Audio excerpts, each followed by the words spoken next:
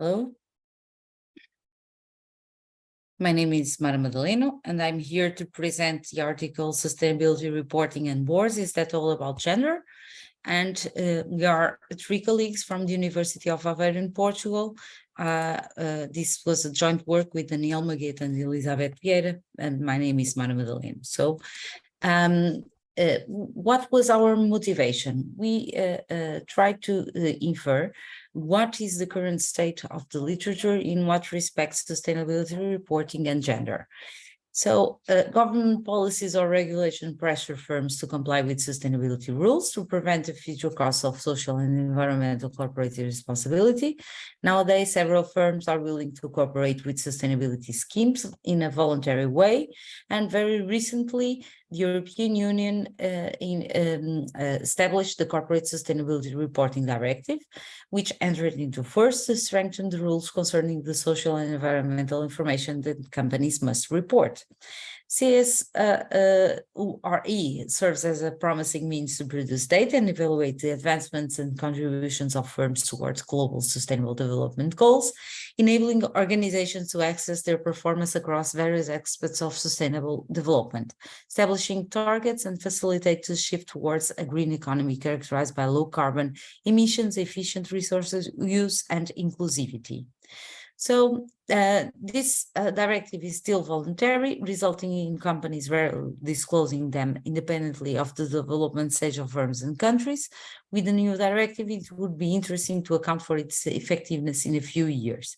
We know that board directors' diversity plays a crucial role due to the heterogeneity existing among board members, and the literature has been exploring how specific board characteristics might influence SR quality. Diversity of the board is explored under the heterogeneity of its members as educational background, tenure, age, nationality, religious backgrounds, test skills, relational skills, and political preferences, expertise and experience, gender and board characteristics like board size, independence, CEOs, duality, board meetings, and committee. Diversity respects the composition of the board and diverse attributes of combination, characteristics, and expertise of each board member reflected in board processes and decision-making. So according to previous authors, female CEOs enhance CSR disclosure. Women CEOs in developed countries like Italy struggle to implement gender policy disclosure, contradicting their respective role. When using a standalone sustainability report structure, we anticipate that female CEOs can be equally successful as their male counterparts in fulfilling the CEO's roles requirement, and this perspective is supported by WAREO very recently and aligns with earlier research indicating that standalone reporting increases stakeholder access to information. Gender diversity and CSR disclosure have been the focus of numerous research. Some studies found that gender enhances CSR disclosure, and OCNEOL in 2017 analyzed gender diversity and the Carbon Disclosure Project Score Index, finding a favorable correlation between the two. Usted and Souza Filho in 2019 found an inverse correlation between gender diversity and ESG disclosure in the Latin American context, and according to results that favor standalone reports over integrated reporting, the report format is the function of environmental and social performance disclosure. WAREO also suggests that gender board diversity positively influences the selection of sustainability report format, leading to improved sustainability disclosure. The proportion of women on boards and its impact on CSR have also been examined in many studies. Female directors contribute an ethical perspective to environmental and social choices, leading to enhanced voluntary disclosure of CSR reports. Similar findings by Al-Fadli et al. Support the actions of female directors in raising the standards for CSR reporting. Mudienses Lage indicates that increased female directors are correlated with improved sustainability disclosure, and Amorelli and Garca Sanchez study of 9,744 business years revealed that having at least 3 female directors positively impacts CSR disclosure.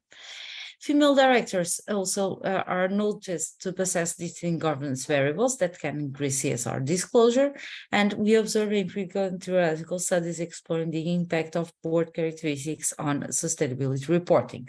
Gender is gender is recognized as one of the key characteristics that can influence SR reporting practices and quality. Although conflicting results exist, there is still a lack of bibliographic analysis on the gender influence in sustainable reporting by firms, and the existent presents inconclusive results. So we aim to examine the effect of gender on voluntary sustainability reporting from various perspectives using the Scopus bibliographic database. Our search for the keywords SR and gender yielded 49 articles. So we limited our initial the search was done on 9th May 2023. We have found, using the keyword sustainability and gender, 4,142 documents. When using sustainability report and gender, we end up with 50. And from these 50, we selected only 45 articles, 3 book chapters, and 1 review, leaving us with a total of 49 documents. Figure 1 presents the evolution of the scientific production by year. We see that even if we are including only the first months of 2023, we already have 3 documents published under the SR and gender issues. Among the authors, Cicello and Kazemi Kasra have the highest documents counts, each publishing 3 articles. Oare, Panetti, and Brontes 2, and other authors have published only 1 document. The results were not explicitly presented, but we examined the affiliations, and Universidad Nacional Autónoma de México had 3 documents, Universidad Valencia, Católica del Sacro Cuore, Partenope University of Naples, the University of Nicosia, and Kumasi Technical University had affiliated authors who published 2 documents each. The journals of the subject area of business management and accounting had the highest number of published scientific articles, 32, followed by social sciences, environmental science, economics, econometrics and finance, and energy. The citation overview is presented in Table 1, and excluding self-citations, we have that these 49 documents have an age index of 16, or at least 16 documents were cited at least 16 times. A total of 955 citations were obtained for the entire period of analysis of 2011 and 2023. And by looking at the number in 2023, we see that it will easily surpass the number of citations in 2022. So here in Table 2, we present the list of citations by article considering the limit of 16 citations, or the age index, and we found 19 studies that accomplished this role, which are listed in this Table 2. So it is important to remember that various CSR metrics or dimensions may hold different levels of importance for different directors.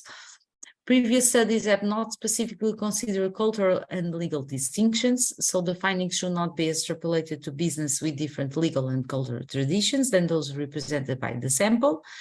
The findings of Hassan et al. For Pakistan emphasize the need for authorities to reconsider their approach and advocate for completely independent audit committees due to the unfavorable correlation observed between audit committee independence and SR decisions.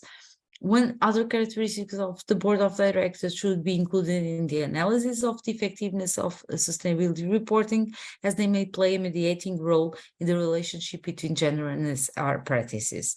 According to research, older and larger companies are more likely to publish sustainability reports, and regulators hope to support small, medium-sized, and emerging business to adopt sustainable business practices. The empirical findings also show that companies in the chemical, pharmaceutical, and technological sectors are actively involved in SR, but others find no sector influence. So there is still a lack of research comparing different sectors globally, which is necessary in light of these contradictory findings. To enhance the generability of Liani's 2022 findings on board diversity, future studies should consider larger sample sizes. Liani developed a board diversity index based on the Australian Board Diversity Index methodology, and academics may explore other dimensions of diversity, such as ethnicity. Future research could investigate how addressing SDGs in sustainability reports impacts alternative market outcomes, including capital costs, company reputation, stakeholders' perception of legitimacy, and other factors beyond performance. Empirical results presented in most of the reviewed literature cannot be generalized to small and medium-sized organizations, as the samples typically consist of the largest globally listed corporations. Future research should focus on the relationship between diversity and performance for SMEs, and exploring the context of family firms which possess unique characteristics could be valuable.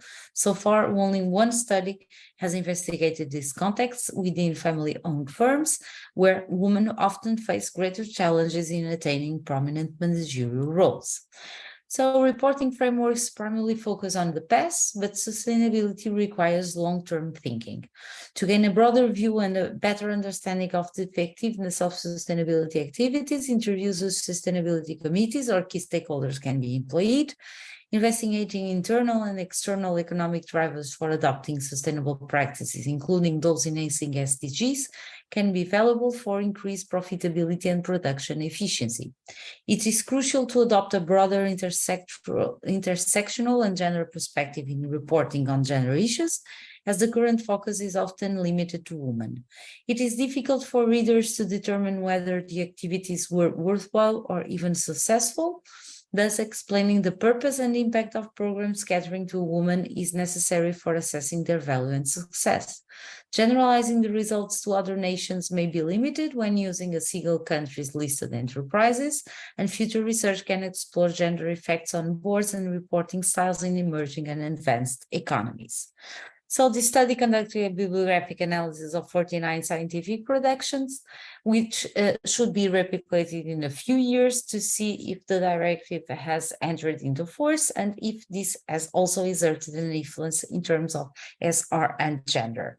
Finally, future studies should expand beyond solely relying on the Scopus database, looking for other bibliographic data sources, and the fact of having performed research in Scopus without the support of any specific application constitutes a limitation. In any case, future lines of research would be precisely the application of such applications in the Boolean search on the Scopus database carried out. Gender diversity has been considerably explored considering sustainability reporting, corporate social responsibility, environment, social and governance, and sustainable development goals, but other forms of diversity are usually not reported by companies, neither explored empirically in the literature.